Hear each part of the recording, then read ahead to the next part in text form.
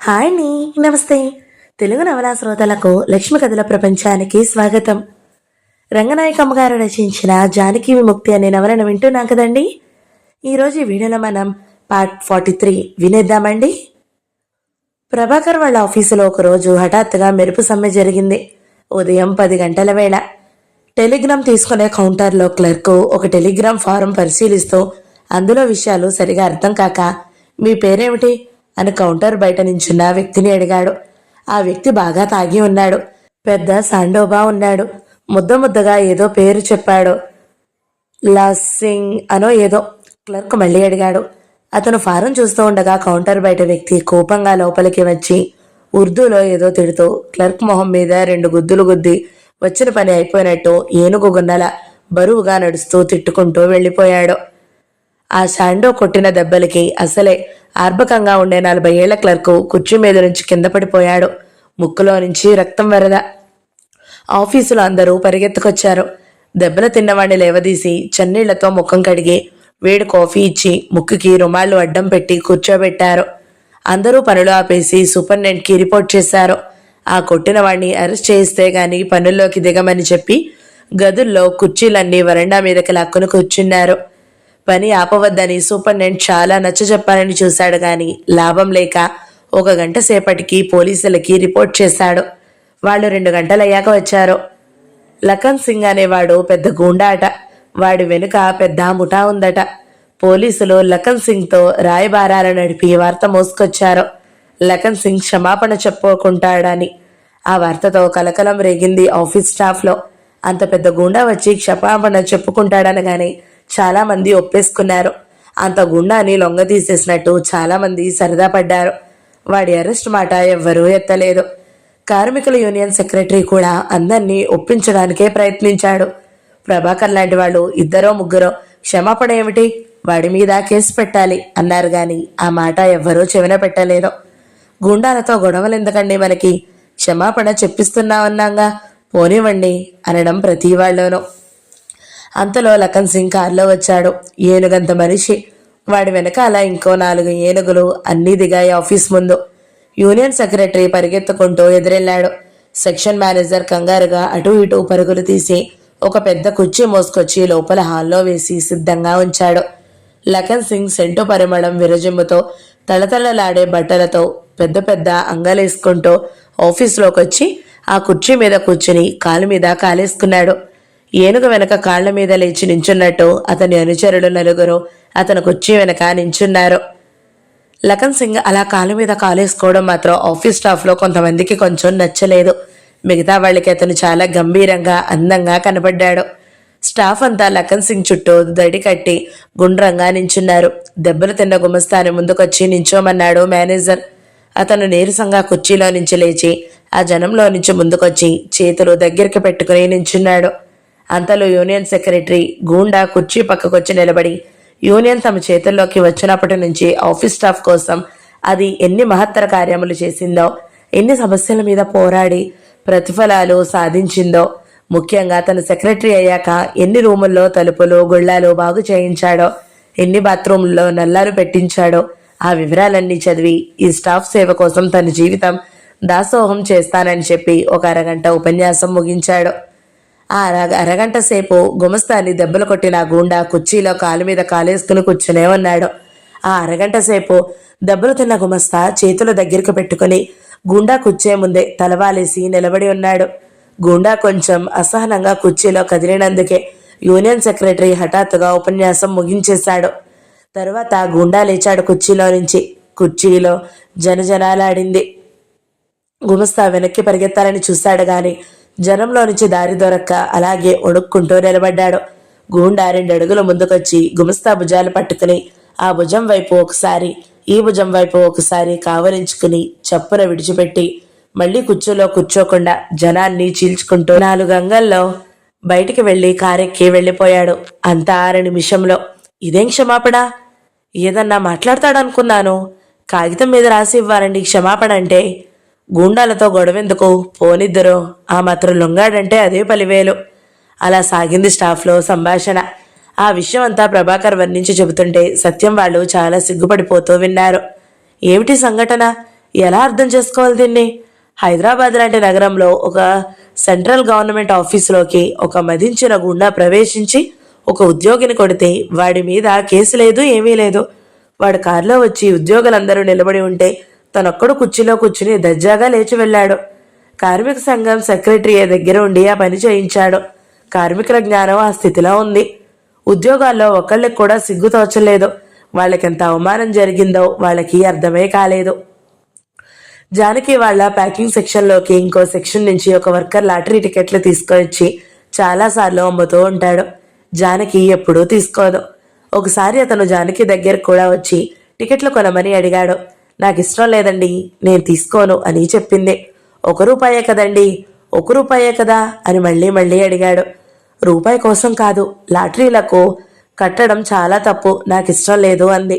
తప్పేమిటి? పోతే రూపాయి పోతుంది, వస్తే లక్షలు వస్తాయి. లక్షలు రావడం అబద్ధలేండి, రూపాయి పోవడమే నిజం. ఎందుకు రావు? ఈ నెల బరంపురంలో ఒక అతనికి వచ్చింది చూడండి. అది గబగబా బ్యాగ్లో నుంచి ఒక పేపర్ తీసి అందులో ఏదో ఫోటో చూపించాడు. ఇతను చూడండి ఎంత పేదవాడో, రోజు కూలీ వర్కరట, లక్షల రూపాయలు వచ్చింది. మీ రూపాయి పోతుందని ఎందుకు అనుకోవాలి? అదృష్టం ఉంటే మీకే వస్తాయేమో లక్షలు. నాకు అదృష్టం పట్టాలంటే నాకు తప్ప మిగతా 1,00,000 మందికి దురదృష్టం పట్టాలి కదండి. అందరు రూపాయలు నాకు వచ్చి పడితే నాకేం సంతోషం. అతను జానకి రూపాయిని వదలదలుచుకోలేదు. పోనీ ఇంకోలా చేయండి, ఎవరికి లాటరీ పలికినా అందరూ పంచుకునేలాగా ఇంకో ప్లాన్ ఉంది. పోనీ మీరు అందులో చేరండి, అందరం సమానంగా పంచుకుంటాం కదా. జానకి చాలా బాధేసింది అతని మాటలకి. వర్కర్స్ కలిసి చేయవలసింది లాటరీ డబ్బులు పంచుకోవడం కాదులేండి, కలిసి చేయాలంటే వేరే చాలా పనులున్నాయి. అంటే ఇలాంటి వ్యసనాల కోసం కలిస్తే లాభం ఏమిటి? ఆ లాటరీ అతను జానకితో 10 నిమిషాలు వాదించినా ఒక్క టికెట్ కూడా కొనిపించలేకపోయాడు. ఎప్పుడూ 2-3 టికెట్లు తీసుకునే గిరి కూడా ఆ రోజు తీసుకోలేదు. నాకొద్దు, నాకు ఇష్టం లేదు, నేను ఇంకా తీసుకోను అన్నాడు. లక్ష్మి కూడా తీసుకోలేదు. నాకు వద్దులేండి, బోలెడు సార్లు కొన్నాం, ఏమొచ్చింది, అంతా మోసమే అంది. ఇందులో మోసం ఉండదమ్మా, ఈ లాటరీ నడిపేది గవర్నమెంటే. గవర్నమెంట్ నడిపితే మాకేమిటి, ఎవరు నడిపితే మాకేమిటి, మాకేం లాభం లేదు అన్నాడు గిరి. ప్రజల్ని గవర్నమెంట్ వ్యసనాల్లోకి తోసేయాలని చూస్తుంది. ఈ లాటరీలు, రేసులు, జూదాలు అన్నీ అందుకే. మీరు అసలు వర్కర్స్కి ఇలాంటివి అలవాటు చేయకూడదండి అంది జానకి అతను కూడా తెలియజెప్పాలన్నట్టు. కోపంగా వెళ్ళిపోయాడు అతను. సాయంత్రం ఆ షిఫ్ట్ పూర్తయ్యేటప్పటికి సెక్షన్ సూపర్వైజర్ జానకిని కొంచెం దూరంగా పిలిచి, నువ్వెంతో మంచి పిల్లవనుకున్నాను, ఏమిటేమిటో మాట్లాడుతున్నావట అన్నాడు మందలిస్తున్నట్టు. ఎవరు చెప్పారండి? నేనేం మాట్లాడాను అంది జానకి తెల్లబోతూ. లాటరీ గడవ గుర్తులేదు. జాగ్రత్తగా ప్రవర్తించడం మంచిదమ్మాయి, చిన్నపిల్లవని చెబుతున్నాను. నా తప్పేమిటో చెప్పకుండా మీరిలా మాట్లాడడం బాగాలేదండి అంది జానకి గంభీరంగా. ఫ్యాక్టరీని కార్మికులంతా పనిచేసుకోవాలి అన్నావటగా. అప్పటికి అసలు సంగతి అర్థమైంది జానకి. వాళ్ళిద్దరి చుట్టూ 10-15 మంది చేరి వాళ్ళ ఘర్షణ వింటున్నారు. నేను అన్నదేమిటో, అసలు జరిగిందేమిటో వీళ్ళందరినీ అడిగి చూడండి అంది జానకి కోపంగా. ఆ మాట అనలేదే అమ్మాయి, ఆ మాట ఎప్పుడందండి, ఎవరన్నారు మీతోటి అని నలుగురు 4 మూలల నుంచి పట్టుకున్నారు సూపర్వైజర్ని. అతను లాటరీ టికెట్ కొనమంటే కొననంది, అనవసరంగా గొడవ చేశాడు. కొననంటే ఊరుకోవాలా అక్కర్లేదా అన్నాడు ఒకతను గట్టిగా. కొననంటే బలవంతం ఎందుకు అని సూపర్వైజర్ నెమ్మదిగా గొణిగి తప్పుకుని వెళ్ళిపోయాడు. ఆ సంగతి జానకి ఇంటికొచ్చాక సత్యానికి చెప్పింది. మా ఫ్యాక్టరీలో లాటరీ పిచ్చి మరీ ఎక్కువైంది అంది. మార్క్స్ ఏమన్నాడో తెలుసా? లాటరీ పిచ్చి గురించి, సోషలిజం కోసం కలలు కనవలసిన కార్మిక వర్గం లాటరీలు తెచ్చే బంగారు రాసుల కోసం కలలు కనే స్థితిలో ఉంది అన్నాడు. ఇంకా అలాంటి స్థితిలోనే ఉంది కార్మిక వర్గం. అదృష్టాల కోసం, లాటరీల కోసం జనం ఎంత వెర్యాసతో ఎగరబడుతున్నారో చూస్తున్నాం కదా. వాళ్ళకసలు పేదతనం ఎందుకుందో ఇంకా తెలియడం లేదు అన్నాడు సత్యం. సోషలిజం కోసం కలలు కనవలసిన కార్మిక వర్గం. ఆ మాటలు ఎంతో గొప్పగా అనిపించాయి జానకి. కార్మికుల సమస్త దరిద్రాలు తీరే మార్గం సోషలిజంలోనే ఉన్నాయి. వాళ్ళ కష్టాలన్నీ గట్టెక్కే మార్గం సోషలిజం, వాళ్ళ శ్రమ వాళ్ళకి దక్కే మార్గం సోషలిజం. ఆ సంగతే శ్రమ పడే వాళ్ళకి సరిగా తెలిస్తే ప్రతి శ్రమజీవి సోషలిజం కోసమే కలలు కంటాడు, లాటరీల కోసమో ఇంకో దానికోసమో కాదు. ఆ సోషలిజాన్నే సాధిస్తే ఒకరి రూపాయలతో ఒకరి అవసరమేముంది? అబద్ధపు అదృష్టాలు, దురదృష్టాలు ఇంకెక్కడ నిలబడతాయి? ఆ ఆలోచనలు ఎంతో హాయిగా సంతోషకరంగా ఉన్నాయి జానకి. ఫ్యాక్టరీ కార్మికులందరూ కళ్ళల్లో మెదిలారు. అందరూ గంభీరంగా నిలబడడం, గుంపులు గుంపులుగా చేరి కరపత్రాలు చదవడం, లెనిన్ లాంటి నాయకుడెవరో ఉపన్యాసాలు ఇస్తుంటే వేల వేల పేదల చుట్టూ చేరి కళ్ళెత్తి మహాలెత్తి ఆత్రంగా వినడం, తీక్షణంగా చూడడం. ఫ్యాక్టరీలో ఎప్పుడూ అవే మాటలు, అవే చర్యలు, అవే సమావేశాలు. సోషలిజం కోసం కలలు కనే కార్మిక వర్గం అలా ప్రవర్తిస్తుందా? పుస్తకాల్లో చదివిన సంఘటనలు గుర్తొస్తున్నాయి. ఏదో పుస్తకంలో ఒక ఫోటో చూసింది. విప్లవంలో ఫ్యాక్టరీలన్నీ స్వాధీనం చేసుకున్న కార్మికులు ఒక ఫ్యాక్టరీకి సంబంధించిన ఉత్పత్తి విషయాలు చర్చిస్తున్న చిత్రం అది. రష్యన్ విప్లవంలో నిజమైన చిత్రం అది. సోషలిజం కోసం కలలు కనే కార్మిక వర్గం అలా ప్రవర్తిస్తుందా? ఆలోచించడానికే పరవశంగా అనిపించింది జానకి. రాత్రి 10 దాటింది. శాంత సత్యం చెరో పుస్తకం పట్టుకుని కూర్చున్నారు గంట నుంచి. కాగితాలు తిరిగేస్తున్నారే గాని ఇద్దరి ఆలోచనలు జయమ్మ మీదే ఉన్నాయి. జయమ్మకి 30 ఏళ్లుంటాయి. టీచర్గా పనిచేస్తుంది. 10-15 ఏళ్ల సంసార జీవితం ఘోరమైన విషాద ఘట్టాలతో ముగిసింది 6 నెలల కిందట. జయమ్మ భర్త పరమ దగుల్బాజీ. అతనికి లేని వ్యసనం లేదు. అతను పీకల మీదకి తెచ్చిన అప్పులు 10,000 దాకా జయమ్మే తీర్చింది. నానా ఇబ్బందులు పడి స్కూళ్ళు, ప్రైవేట్లు తప్ప ఇంకొక జీవితం లేకుండా బ్రతికింది. రోజువారీ బాధలకు అంతే లేదు ఆ నీచుడితో. 6 నెలల క్రిందట మళ్ళీ ఒక పెద్ద అప్పు జయమ్మ నెత్తినే రుద్దబోయాడు. దాంతో జయమ్మ పూర్తిగా కళ్ళు తెరిచి తెగించి బయటపడింది. కొడుకుని పెట్టుకుని వేరే చోట ఉండడం మొదలెట్టింది. ఆ పిల్లాడికి 14వ సంవత్సరం. జయమ్మ ఆశలన్నీ ఆ పిల్లాడి మీదే. కొడుకు కోసం తండ్రి కోర్టులో దావా వేశాడు. దూడని లాగేస్తే వెనకాల ఆవురాదా అనే ధీమాతో. జంతువైన వాడికి జంతువుల ప్రవర్తనే తెలుస్తుంది, మనుషుల ప్రవర్తన తెలియదు. ఈ జంతు తండ్రి కొడుకుని స్కూల్ దగ్గర పట్టుకుని ఆ పిల్లాడికి అస్తమాను డబ్బులు ఇవ్వడం, మిఠాయి పొట్లాలు ఇవ్వడం, వాడిని సినిమాలకి, హోటల్కి తెగ తిప్పడం. కొన్నాళ్ల పాటు ఆ తిరుగుళ్ళన్నీ బాగా మార్పాడు. పేక ముక్కలు కొని ఇచ్చి నీ ఫ్రెండ్స్తో ఆడుకో అని పేకాట కూడా అలవాటు చేశాడు. 6 నెలల క్రిందటి దాకా ఆ కొడుకుని తండ్రి చావగొడుతూ ఉండేవాడు. 2-3 సార్లు డాక్టర్ల దగ్గరికి కూడా వెళ్ళవలసి వచ్చింది వైద్యానికి. ఆ తన్నులేవి నాటలేదు ఈ కుమారరత్నానికి. తండ్రి పడేసే చిల్లర డబ్బుల కోసం, హోటల్లో కతికే తిండి కోసం ఆ తండ్రికి లొంగిపోయి తల్లి దగ్గర ఘోరంగా అబద్ధాలు మొదలుపెట్టాడు. కొడుకులో మార్పు తల్లి అర్థం చేసుకోలేకపోయింది. పిల్లాడిని జాగ్రత్తగా చదివించాలని, వాడు సుఖంగా బ్రతికేట్టు చెయ్యాలని అహర్నిశలు వాడి క్షేమం గురించే ఆలోచన తల్లికి.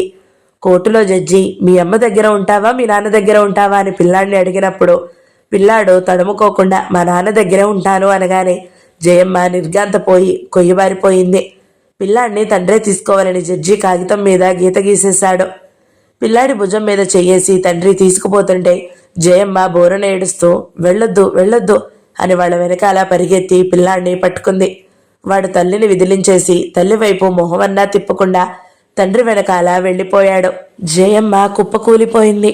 ఆ కోర్టు కాంపౌండ్లో అన్ని వందల మంది ముందు ఎంత పెద్ద కంఠంతో ఏడ్చిందో.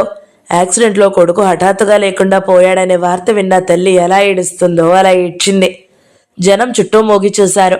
కొడుకుని తండ్రికి ఇచ్చేశారట అని జాలిగా ఒక వార్తగా, నిర్లక్ష్యంగా, మామూలుగా రకరకాలుగా చెప్పుకున్నారు. పోమ్మా వాళ్ళ దగ్గరికే పో, ఒక్కదానివి ఏముంటావు అని దయగల వృద్ధులు సలహాలు కూడా ఇచ్చారు. జయమ్మ ఎవ్వరినీ వినలేదు, ఎవ్వరినీ చూడలేదు. నిర్మానుష్యంగా ఉన్న మహారణ్యంలో ఒక్కతే కూర్చుని ఏడ్చినట్లు ఏడ్చింది. శాంత వాళ్ళ క్లయింటే జయమ్మ. శాంత జయమ్మ దగ్గరికి వెళ్ళి భుజం మీద చెయ్యేసి, జయమ్మ గారు ఊరుకోండి, హైకోర్టులో ప్రయత్నిద్దాం, ఊరుకోండి, పదండి వెళ్దాం, లేవండి అని అతి బలవంతం మీద ఆమెను లేవదీసి ఆటోలో ఎక్కించి వాళ్ళ ఇంటికి తీసుకుని వెళ్ళింది. సాయంత్రం దాకా శాంత జయమ్మ ఇంట్లోనే ఉంది. పిల్లాడిని శ్మశానానికి అప్పచెప్పి వచ్చినట్లు ఏకధారగా ఏడుస్తూ జయమ్మ పిల్లాడి గురించి చాలా విషయాలు చెప్పింది. ఆ మధ్య చాలా వింతగా ప్రవర్తిస్తున్నాడండి, అర్థం చేసుకోలేకపోయాను. చాలాసార్లు అబద్ధాలాడేవాడు. చిన్నతనం అనుకున్నాను. సంచిలో ఎప్పుడూ స్వీట్లు ఉండేవి.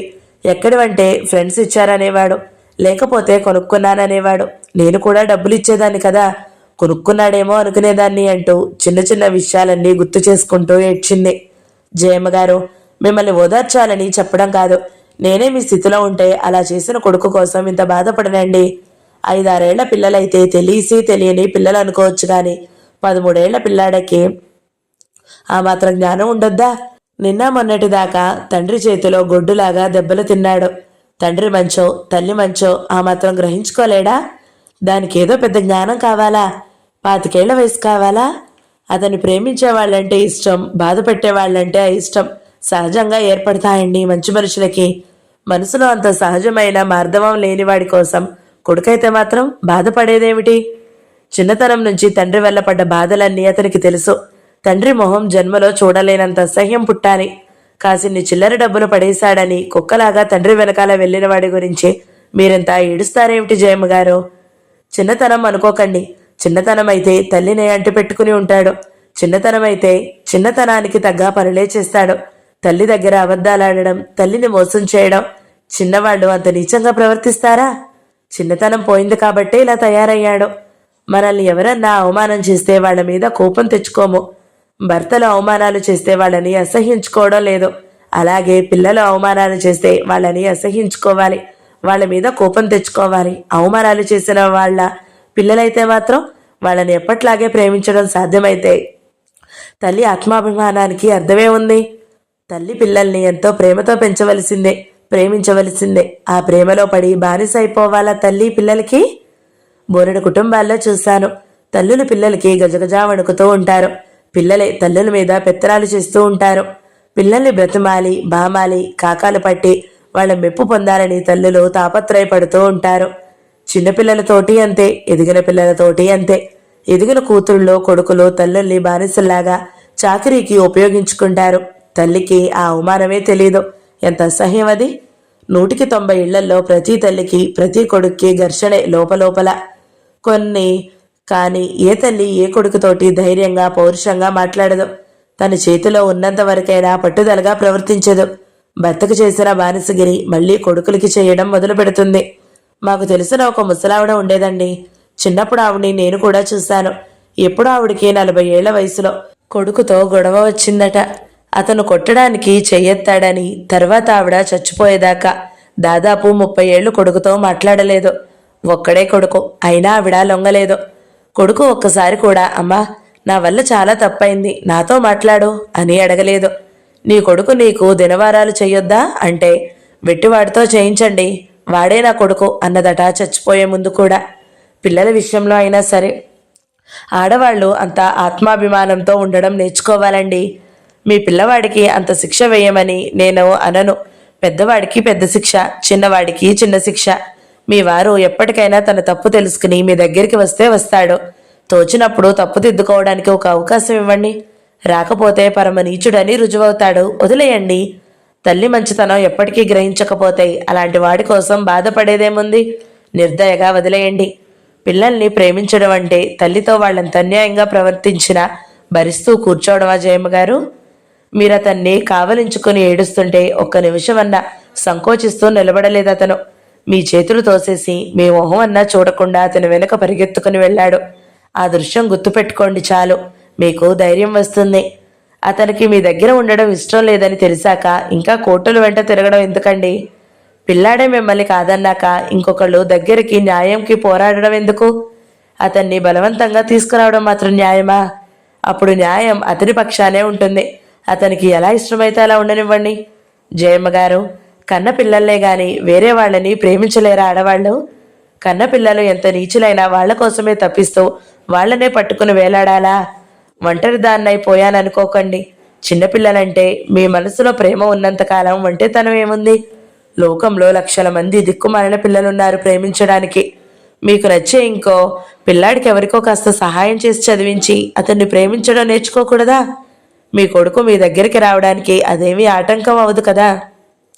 శాంత చాలాసేపు జయమ్మని ఏడవద్దని మందలిస్తూ మాట్లాడింది. ఆ మాటలు జయమ్మని చాలా ఓదార్చాయి. పిల్లాడు తప్పకుండా తిరిగి వస్తాడని ఎందుకో జయమ్మకి పెద్ద నమ్మకంగా అనిపించింది. సాయంత్రం దాకా పిల్లాడి గురించి చెప్పుకుని కొంచెం తేటపడింది. పోనీలేండి, ఎక్కడో అక్కడ ఉన్నాడు, ఉండనివ్వండి అంది. పిల్లాన్ని విడదీస్తే మీరు కృంగిపోతారనే కదా అతను ఇదంతా చేసింది. నిజంగానే మీరు కృంగిపోయారంటే అతను మిమ్మల్ని ఓడించినట్టే. అందుకోసమైనా మీరు ధైర్యంగా ఉండాలి. ఒకసారి మాత్రం స్కూల్కి వెళ్ళి చెప్తానండి. ఎప్పుడైనా నా దగ్గరికి రావాలని ఉంటే వచ్చేయి, నేనేమైనా అంటానని భయపడకో అని ఒక్కసారి చెబుతానండి. తర్వాత వాడి ఇష్టం అంది చాలా విచారంగానే. అంతే, ధైర్యంగా ఉండండి. అని చెప్పి శాంత వచ్చేసింది. జయమ్మ కేసు విషయం ఎప్పటికప్పుడు సత్యానికి చెబుతూనే ఉంది. ఆ రోజు జరిగిందంతా కూడా సత్యం విన్నాడు. జయమ్మ ఏడుపు సత్యం చెవుల్లో గింగిరుమంటున్నట్టే అయ్యింది. ఇద్దరు ఎంతోసేపు మౌనంగా కూర్చున్నారు. సత్యం శాంతకంఠం చాలా దిగులు పడుతున్నట్టుగా ఉండడం గమనించాడు సత్యం. వింటున్నాను శాంత, చెప్పు, నీకెంతమంది పిల్లలు కావాలి? అదేమిటి, అదేం ప్రశ్న ఇప్పుడు? చెప్పరాదు అడిగిన దానికి.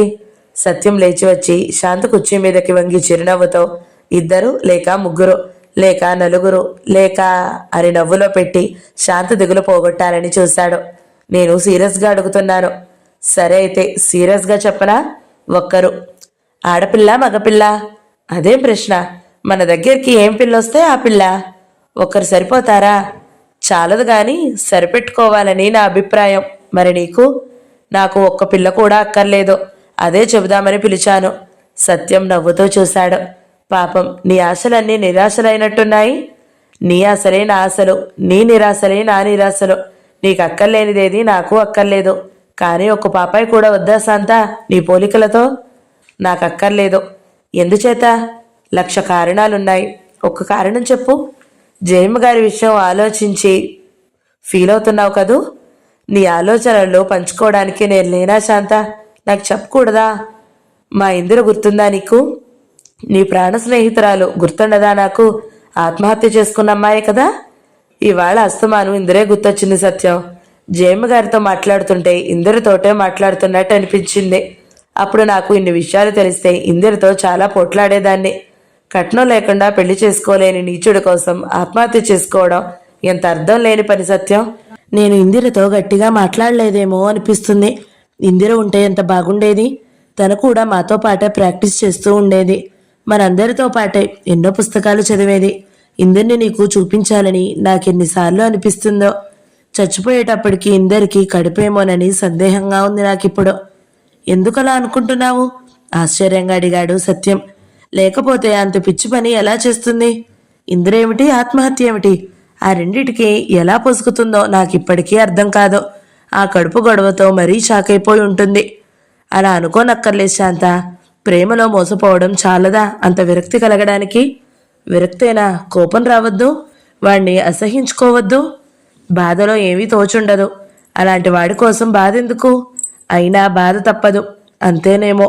ఇందిర ఉంటే ఎంత బాగుండేదో సత్యం. జీవితంలో ఒక భాగం ఏదో శాశ్వతంగా శూన్యం అయిపోయినట్టే ఉంటుంది నాకెప్పుడు. శాంత కళ్ళు తడితో మెరిశాయి. నీకోసమైనా బతకవలసింది ఇందిర. ఆ అమ్మాయికి నీ ప్రేమ చాలదా బ్రతకడానికి?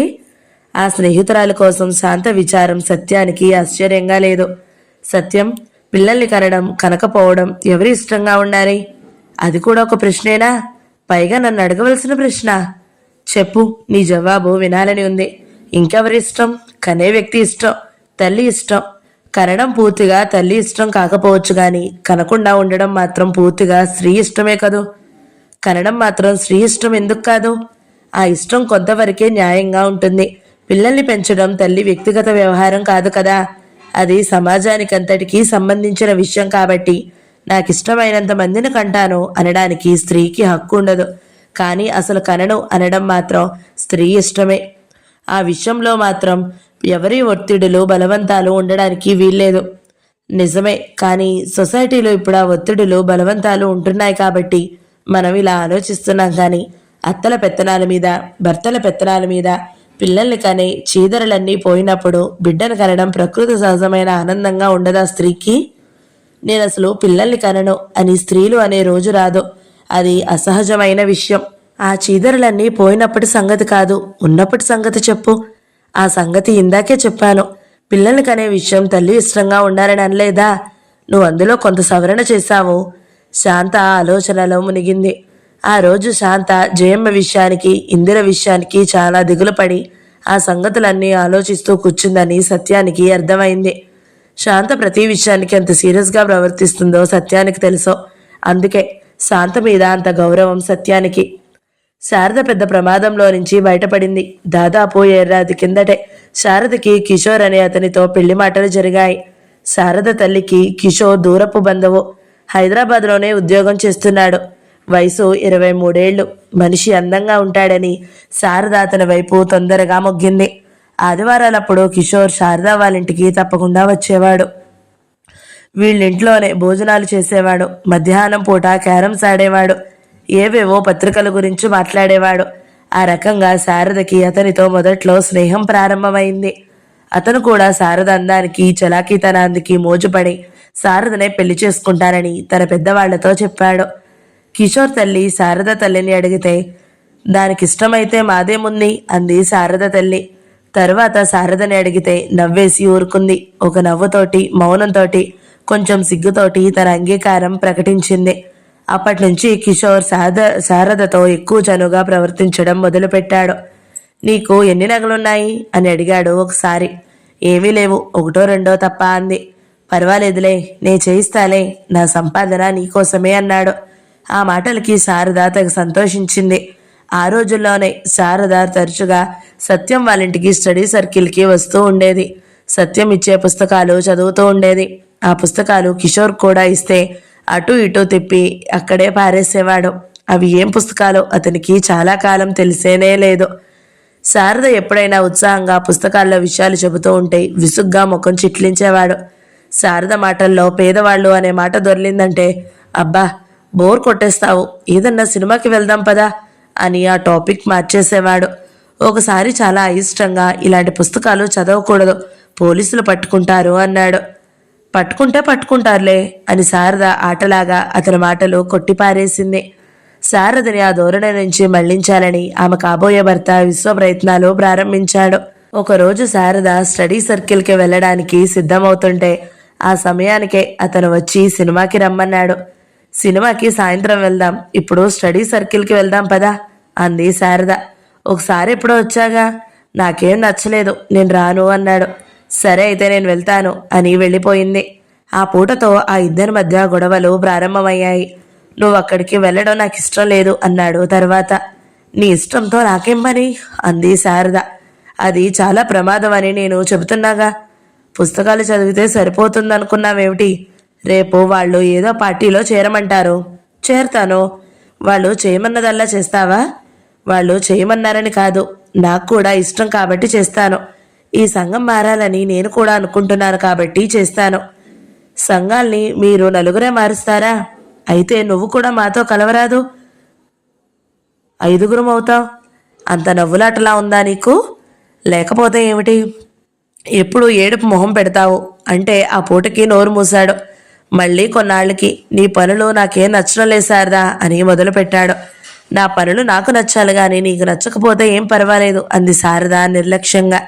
నాకు నచ్చకపోయినా చేస్తావా? శుభ్రంగా చేస్తాను, మహారాజులాగా చేస్తాను అని ప్రకటించింది.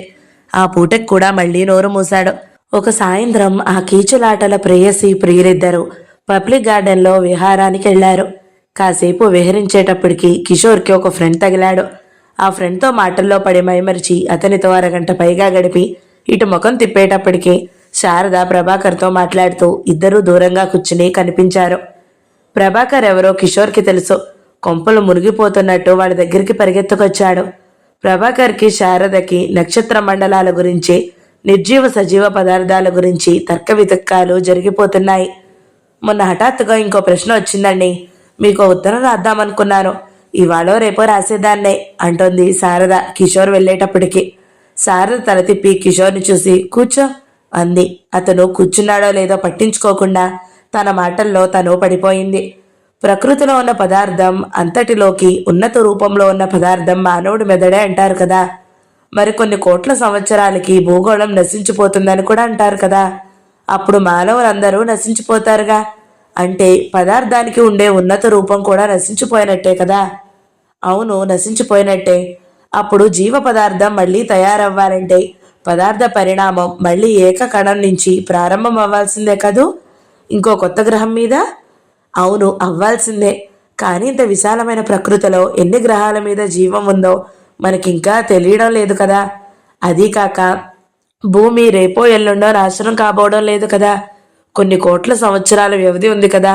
ఈలోగా మానవులు ఇంకో గ్రహం మీదకి వెళ్ళి అక్కడ అభివృద్ధి చెందే మార్గాలు దొరుకుతాయేమో, అలా జరుగుతుందేమో. అవునా, అలా జరుగుతుందా అన్నట్టు శారద విస్మయంగా చూస్తుంది. శారదకి ప్రకృతి విషయాలు తెలుసుకోవడం చాలా ఇష్టం.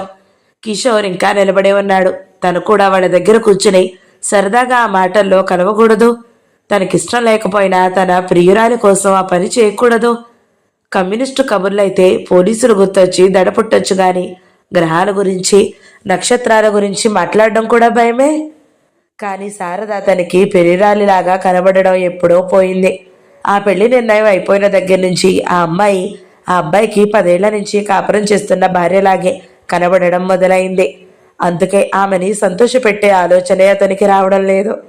పైగా తన భార్య ఇంకో పురుషుడితో తీరిగ్గా మాట్లాడుతున్నట్టే కనబడింది. వాళ్ళిద్దరూ పెద్ద ఖగోళ శాస్త్రజ్ఞుల్లా మాట్లాడుకోవడం చూస్తే ఒళ్ళు మండిపోయింది ఈ భవిష్యత్ భర్తకి. శారదా, వెళ్దాంరా, చాలాసేపు అయింది అన్నాడు విసుగ్గా మొహం పెట్టే. శారద అతని వైపు ఎంత ఆశ్చర్యంగా చూసిందంటే అతను హడిలిపోయి మొహం తిప్పేసి ఎటో చూస్తున్నట్టు నించుండిపోయాడు. శారద మళ్ళీ ప్రభాకర్ వైపు తల తిప్పింది. అసలు నేను మిమ్మల్ని అడగాలనుకున్న ప్రశ్నే వేరండి. ఈ ప్రకృతి ఎంత పెద్దదో మన ఊహకి కూడా అందదు. ఒక నక్షత్రానికి ఇంకో నక్షత్రానికి వేల వేల కాంతి సంవత్సరాల దూరాలు ఉంటున్నాయంటున్నారు. ఇంత బ్రహ్మాండమైన ప్రపంచంలో కోట్ల కోట్ల నక్షత్ర మండలాల్లో ఎక్కడో ఒక నక్షత్రం చుట్టూ ఉన్న 9 గ్రహాల్లో ఒక గ్రహం మీద మానవులు. ఇంత ప్రకృతిలో ఈ మానవులకేం విలువ? అణువులో అణువంత కూడా ఉండదు ఈ భూమి మీద బెత్తడు స్థలంలో మానవులు. మళ్ళీ వాళ్ళకి రాజకీయాలు, సిద్ధాంతాలు, కమ్యూనిజాలు. ఆలోచిస్తే నవ్వొస్తుంది. ఏమిటిదంతా? అంతా తమాషాగా లేదు అని నవ్వింది. ప్రభాకర్ నవ్వలేదు. అతని ముఖం సీరియస్గా అయ్యింది. ఈ విషయం ఎలా చెప్పాలా అన్నట్టు ఆలోచించాడు. నాకు చేతనైనట్టు చెబుతాను శారదా. నేను చదివి అర్థం చేసుకున్నదే చెబుతాను. మానవులు భూమి మీద మాత్రమే ఉన్నారనుకుందాం. భూమికి దూరంగా ఇంకా బోలెడు ప్రకృతి ఉంది. కానీ మానవులకు దూరంగా ఉన్న ప్రకృతి ఎంత బ్రహ్మాండమైనదైనా, ఎంత విశాలమైనదైనా అదంతా నిర్జీవం. నక్షత్ర మండలాలన్నీ నిర్జీవం. మానవుడు సజీవమైనవాడు. క్రిమికీటకాలు, పక్షులు, జంతువులు కూడా సజీవమైనవే. అన్నిటిలోకి అభివృద్ధి చెందిన పదార్థం మానవులే. ఆ మానవుల సమస్య తమాషా విషయమో నవ్వులాట విషయమో కాదు. అసలు ప్రకృతిలో ఏది దేనికంటే అల్పం, ఏది దేనికంటే ఉన్నతం అని విలువలు కట్టి చూడవలసిన అవసరం లేదు. దేని సమస్య దానికి ప్రధానం. చీమ సమస్య చీమకి ప్రధానం, మానవుడి సమస్య మానవుడికి ప్రధానం. ఇంత మహాప్రకృతిలో మానవులెంత, మానవుల సమస్య ఎంత అని మనకెందుకు అనిపిస్తుందంటే ఈ ప్రకృతి మనకి తెలియనిది, మనకి దూరాన ఉన్నది, ఇంకా మన జ్ఞానాన్ని అందనిదే గనుక. రోజూ కళ్ళ ముందు చూసే మానవుల గురించి విలువ ఉండదు. అదే ఏ చంద్రగోళం విషయమో, సూర్యగోళం విషయమో, ఇంకా దూరంగా ఉన్న నక్షత్ర మండలాల విషయమో, ఇంకో దాని విషయమో అయితే అది మన దృష్టికి చాలా విలువ, చాలా గొప్ప. కానీ మానవులు కూడా ఈ ప్రకృతిలో భాగమే కదా. ప్రకృతి అద్భుతాలకు ఆనందపడితే వాళ్ళు మానవుల్ని చూసి కూడా ఆనందపడాలి కదా. మానవుల జీవితాల్లో సమస్యలు ఉంటే వాటి గురించి మానవులు ఆలోచించుకోవాలా లేదా?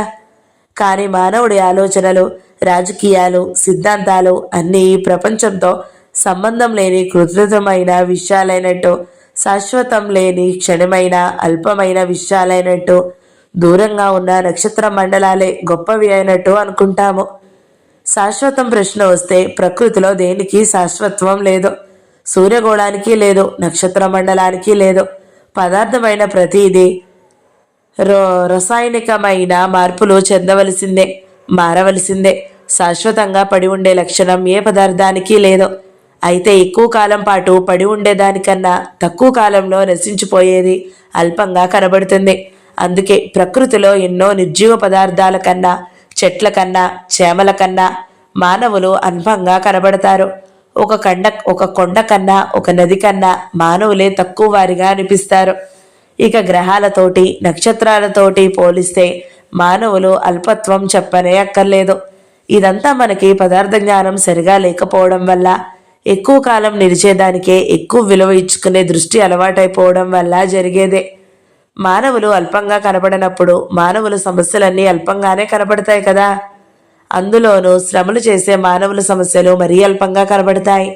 యజమానుల ఆస్తి సమస్యలే అందరికీ గొప్ప సమస్యలు. కానీ మానవుల సమస్యలు మానవులకు అల్ప విషయాలు ఎలా అవుతాయి? తిండి, బట్ట, ఇల్లు, వాకిలి మానవులకు ప్రధాన విషయాలు, అల్ప విషయాలు తెలుసుకోవాలి. మానవులకు సుఖశాంతులు కలిగించే సిద్ధాంతాలు, రాజకీయాలు మానవులకు ప్రధానం. మానవుల మధ్య శ్రమ దోపిడీ జరుగుతుందనే సంగతి తెలియకపోవడం వల్ల మంచి రాజకీయాలు, చెడ్డ రాజకీయాలు అన్నీ ఒక్కలాగే, చెడ్డ విషయాల్లాగే, అల్ప విషయాల్లాగే కనబడతాయి. ఈ రకం ఆలోచనలకి ఒక పాత పేరు సిద్ధంగానే ఉంది, వైరాగ్యం అనే పేరు. వైరాగ్యం అంటే ముక్కు మూసుకుని తపస్సు చేయడం ఒక్కటే కాదు, అది మరీ కరుడుగట్టిన రూపం. వైరాగ్యానికి, దాని కోవలోకి నడిచే ఆలోచనలన్నీ వైరాగ్యాలే. ఈ మహాప్రకృతిలో ఎక్కడో నలుసంత భూమి మీద మానవులెంత, వాళ్ళ కమ్యూనిజం ఎంత, వీటన్నిటికీ విలువేమిటి అనుకోవడం, అలా అనుకునే వాళ్ళకి గొప్ప విశాల దృష్టిలాగా, మేధావితనంలాగా కనబడొచ్చు. కానీ నిజానికి అది 1,00,000 రకాలుగా తప్పుడు ఆలోచన, 1,00,000 రకాలుగా తెలివి తక్కువ ఆలోచన. మానవుడి సమస్య మానవుడికి ప్రధానం. శ్రామిక మానవుడు యజమాని మానవుడితో ఘర్షణ పడుతున్నాడు గాని ఎక్కడో సూర్యగోళంతోటో నక్షత్ర మండలంతోటో ఘర్షణ పడడం లేదు. భూభ్రమణం ఆపాలనో, సూర్యుడి గతి మార్చాలనో, తనకు అసాధ్యమైన పని చెయ్యాలని ప్రయత్నించడం లేదు. తన సమస్యల్ని తను పరిష్కరించుకోవాలనుకుంటున్నాడు. దానికోసం మార్గాలు వెతుక్కుంటున్నాడు. అది శ్రామిక మానవుడికి అవసరమా కాదా? తను ఘోరమైన బాధలో నలిగిపోతూ ఉన్నప్పుడు ఎక్కడో నక్షత్ర మండలపు దగదగలతో అతనికేం పని? ప్రకృతి ఎంత బ్రహ్మాండమైనదైతే మాత్రం ఆ బ్రహ్మాండత్వంతో అతనికేం పని? మానవుల బాధలన్నిటినీ, సమస్యలన్నిటినీ ఏ సిద్ధాంతం తీర్చగలదో దాన్ని సాధించడమే మానవులకు విలువైన పని. గాని ఎక్కడో నక్షత్ర మండలం గిరగిరా తిరిగే దాని వైపు తెల్లబోయి చూసి దీని ముందు నేనెంత, నా సమస్య ఎంత అనుకుంటే ప్రకృతి పట్ల దృష్టి శ్రామిక మానవులకేమీ మేలు చేయదు. ప్రకృతి వేరు, సంఘం వేరు. ప్రకృతిని ప్రకృతిలాగే, సంఘాన్ని సంఘంలాగే చూడాలి. రెండిటినీ కలగాపులగం చేయకూడదు. సంఘ విషయాల్ని, ప్రకృతి విషయాల్ని ఏకం చేసి దేని స్థానం ఏమిటో తెలుసుకోలేకపోతే అలాంటి దృష్టి వస్తుంది. మిగతా ప్రకృతినే గొప్ప చేసి మానవుడి సమస్యల్ని అల్ప విషయాలుగా చూసే ఏ ఆలోచన అయినా చివరికి దేనికి దారి తీస్తుందంటే ఆ సమస్యల్ని చెక్కు చెదరనివ్వకుండా ఉంచడానికే దారితీస్తుంది. ఈ ప్రపంచంలో పుట్టే ప్రతి తప్పుడు ఆలోచన కరెక్ట్ అయిన దాన్ని దెబ్బతీయడానికే దారితీస్తుంది. ఈ మహాప్రకృతి పట్ల ఆసక్తి, ఆకర్షణ, ప్రేమ, ఆరాధన అన్నీ మంచివే, అన్నీ గొప్పవే, అవన్నీ ఉండవలసిందే. కానీ అవన్నీ మానవుణ్ణి కించపరుచుకునే విధంగా, మానవుణ్ణి అప్రదానం చేసుకునే విధంగా ఉండాలి. శారద తల వంచి ఎంతో ఆసక్తిగా వింటూ ఉండిపోయింది. ప్రభాకర్ లేచి ఇంకోసారి మాట్లాడుకుందాలేండి, వెళ్తాను అని ఒకసారి కిషోర్ వైపు కూడా పలకరింపుగా నవ్వుతూ చూసి వెళ్ళిపోయాడు. శారద ఆలోచనల్లో నుంచి తల ఎత్తి అప్పుడు చూసింది కిషోర్ని. అతను ఇంకా నిలబడే ఉన్నాడు.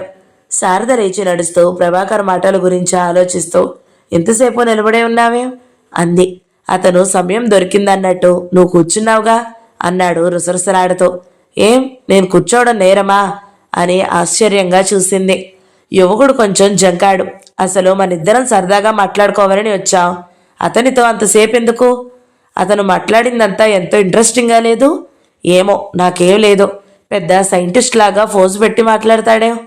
కిషోర్, కొంచెం నోరు సంభాళించుకుని మాట్లాడు. అతను నా ఫ్రెండ్, అది గుర్తు పెట్టుకుని మాట్లాడు. నా ఫ్రెండ్ని చులకనగా మాట్లాడితే నన్ను చులకనగా మాట్లాడినట్టే. నేను ఇప్పుడేమన్నాను? నువ్వేమన్నావో దానికే చెప్పాను. అతనితో అంతసేపు మాట్లాడుతూ కూర్చోవడం బాగుందా? నువ్వు నీ ఫ్రెండ్తో అరగంట సేపు మాట్లాడుతూ నించోవడం బాగుందా? అరగంట ఎక్కడైంది? మరి ఎంతసేపు అయింది? 20 నిమిషాలు అయిందేమో. పోనీ 20 నిమిషాలు మాట్లాడడం బాగుందా? 5 నిమిషాల్లో తేల్చేనిచ్చి రాకపోయావా? నీ ఫ్రెండ్తో నువ్వు 20 నిమిషాలు మాట్లాడితే నా ఫ్రెండ్తో నేను 40 నిమిషాలు మాట్లాడాను. దానికి లెక్కలెందుకు? బయటికి వచ్చాక ఎవరో ఒకరు కనబడారా, పలకరించరా, మాట్లాడవలసి రాదా? నీ ఫ్రెండ్తో మాట్లాడినందుకు నేనేమైనా అన్నానా? ప్రభాకర్ నీకు తెలిసినవాడే కదా. అతనేదో నీకు శత్రువైనట్టు, దగ్గర కూర్చోడానికి కూడా ఇష్టం లేనట్టు ప్రవర్తించడం ఎందుకు? నాకెంతో ఇంట్రెస్టింగ్గా ఉండే విషయాలు మాట్లాడుతుంటే రా వెళ్దాం అనడం ఏమిటి నువ్వు? కనీసం వెళ్దామా అనడం కూడా కాదు. నాకు బోర్ కొడుతుంటే నేనేం చెయ్యాలి? నీకు బోర్ కొడితే నువ్వు వెళ్ళాలి, నేను వెళ్తాను శారదా అని చెప్పేసి వెళ్ళాలి. అంతేగాను నన్ను వచ్చేమని పెద్ద అధికారిలాగా పిలవడం నీకే హక్కు లేదు.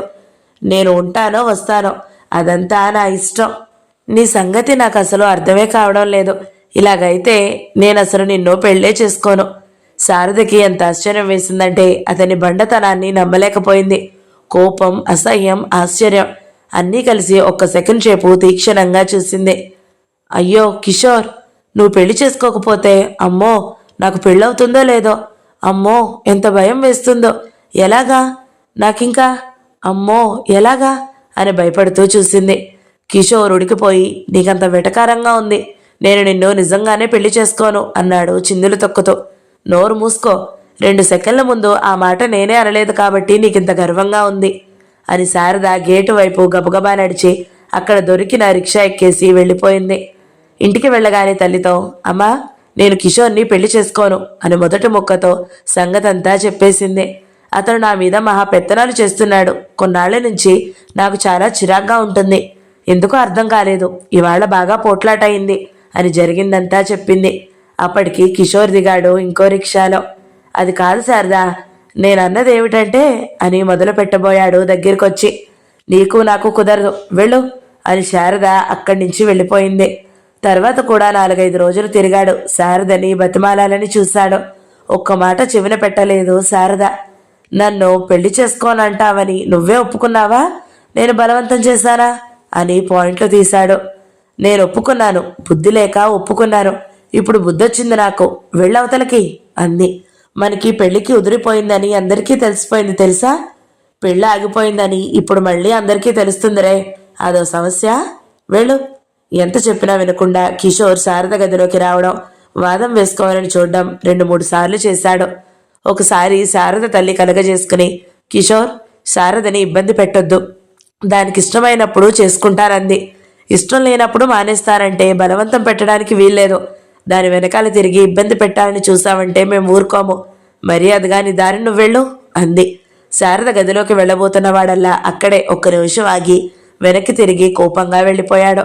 ఆ పూటతో శారద ఆ గ్రహ బాధ నుంచి బయటపడింది. శారద సాయంత్రమే జానకి దగ్గరికి వెళ్ళి కాళ్ల మీద పడిపోయింది. నీ సంగతంతా చూసినా నాకు బుద్ధి రాలేదే అని వాపోతూ జరిగిందంతా చెప్పుకొచ్చింది. కిషోర్ని శారద ఇష్టంగానే ఒప్పుకొద్దని, పెళ్లి మాటలు కూడా అనుకున్నారని జానకి వాళ్ళ ఇంట్లో అందరికీ తెలుసు. పెళ్లి చేసుకోనన్నావు కదే, ఇద్దరం ఉద్యోగాలు చేసుకుంటూ బతుకుదామన్నావు కదే అని జానకి అంటే ఇప్పుడు నవ్వేసేది శారద. అతనంటే దానికి చాలా ఇష్టం కాబోలు అని జానకి కూడా సంతోషించింది. కిషోర్ గురించి శారద కొన్నిసార్లు చాలా మంచివాడన్నట్టే చెప్పింది కూడా. ఇప్పుడు శారద చెప్పిందంతా విని చాలా మంచివాడన్నావు కదే అని జానకి ఆశ్చర్యంగా అడిగితే మళ్ళీ జానకి కాళ్ల మీద పడిపోయింది. క్షమించు, ఇంకేమి ఎడక్కు. ఇన్నాళ్ళు బుద్ధి లేదు, కళ్ళు లేవు, జ్ఞానం లేదు, హృదయం లేదు. అవన్నీ కొత్తగా ఇప్పుడెక్కడి నుంచి వచ్చాయో తెలీదు. వచ్చాయి, ఒక్కొక్కటి వచ్చాయి. ఇంకా కొన్నాళ్ళు చూస్తే ఇంకా జ్ఞానం వచ్చేదేమోనే అంది జానకి. అక్కర్లేదు, వచ్చింది చాలు, బాగా బుద్ధొచ్చింది. సరిగా తెలియని మనిషిని పెళ్లికి ఒప్పేసుకోవడం ఎంత తప్పో ఇప్పటికి తెలిసొచ్చింది. తర్వాత ఆ ఉదాంతం అంతా సత్యం కూడా విన్నాడు. బేష్ శారదా, నువ్వే బాగా నచ్చావు నాకు. అందరూ పెళ్ళయ్యకు వదిలేస్తారు గాని నువ్వు పెళ్ళవకు ముందే వదిలి పారేశావు. అది అలా ఉండాలి అని తెగేసి మెచ్చుకున్నాడు శారదని. జానకి విముక్తి 43వ భాగం సమాప్తం. ఈ వీడియో మీకు నచ్చినట్లయితే లైక్ చేయండి, షేర్ చేయండి, మంచి కమెంట్ పెట్టండి. ఎవరైనా మొదటిసారి మన ఛానల్ని చూస్తున్నట్లయితే సబ్స్క్రైబ్ చేసుకోండి. Thank you so much for watching. నమస్తే.